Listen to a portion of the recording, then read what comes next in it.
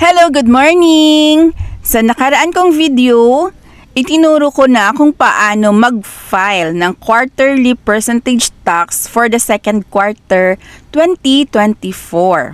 Pagkatapos pong mag-file, kailangan po na mag-print ng hard copy ng BIR Form 2551Q Quarterly Percentage Tax. Take note yung babayaran. Pwede pong magbayad sa bangko o kaya online. Pagkatapos ding mag-file ay may matatanggap na tax return receipt confirmation. So, i-print ang form at itong tax receipt confirmation return ng 3 copies, dalhin sa bangko at bayaran over the counter. Pagkatapos nun, i-file na lang, i-keep ang resibo ng pinagbayaran sa bangko. Or kung ayaw mong pumunta sa bangko, pwedeng magbayad online. Pwede sa Maya, MYEG, at saka sa mga online banking.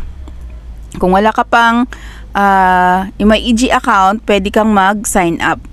Ako, pwede na akong magbayad online gamit ang aking MYEG account. So, mag-login sa account kung mayroon ng account. Then, dito sa government services, makikita ang BIR online tax payment. I-click itong pay your taxes now. Then, yung details of payment. Dito sa ating form, itong amount, 5623.78. Ito po yung ilagay sa pay amount.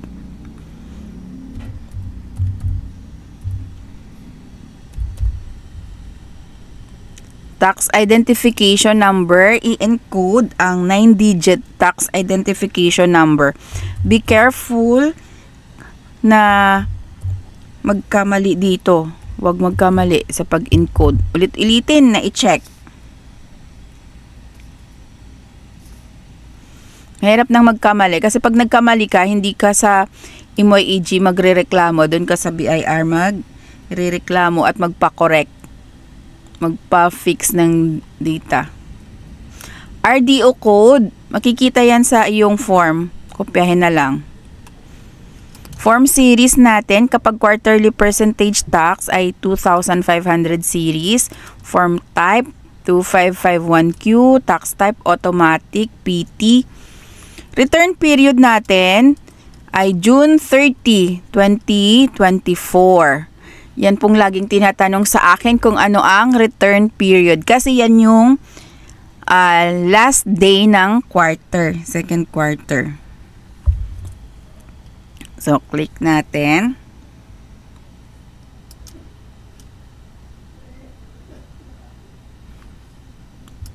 Mag-encode ng, maglagay ng email address.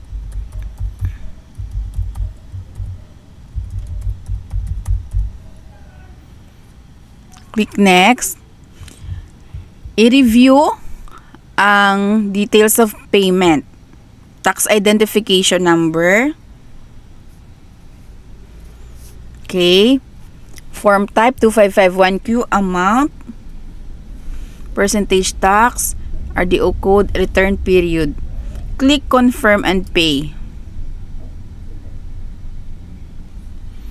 Then, itong pipiliin ang e-wallet.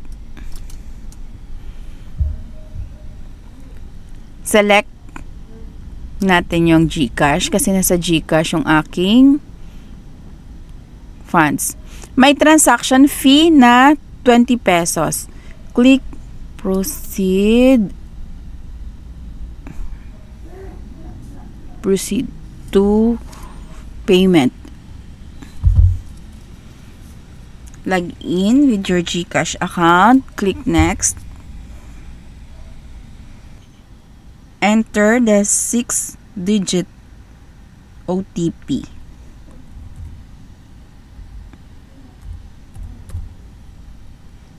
Click next. Then, log in with your MPIN.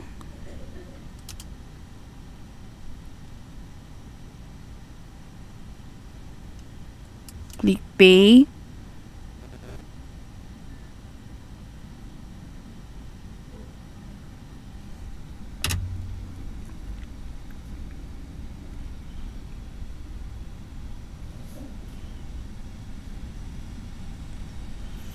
Payment successful. Makaka-receive din po ng email from MYEG. Hindi na po makaka-receive ng email galing sa Bureau of Internal Revenue. I-print lang po ang copy nito, kaya yung email, at isama doon sa file ng BIR Form 2551Q and Tax Return Receipt Confirmation. Okay guys, sana nakatulong ang aking video ngayon. Thank you so much. Bye!